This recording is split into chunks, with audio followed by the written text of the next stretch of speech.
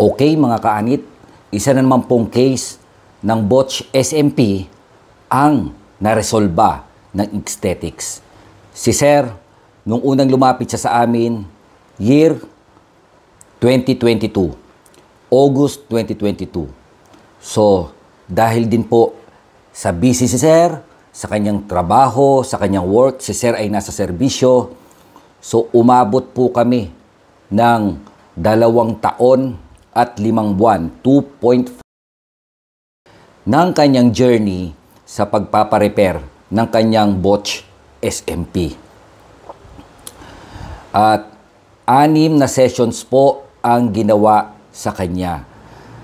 Narito po ang kanyang mga picture ng front at mga sides. At ito rin po ang kanyang picture noong unang session niya sa laser removal. And then, ito na po yung kanyang last session ng kanyang laser removal. And then, ito na po ngayon ang ating kaanit. So, mga kaanit, abala, oras, panahon, nasisira, emotional damage, minsan may depression pa, at abala talaga. Kaya pumili po ng tama. Alamin po kung sino ang inyong artist. Huwag po magpapadala na sa una maganda.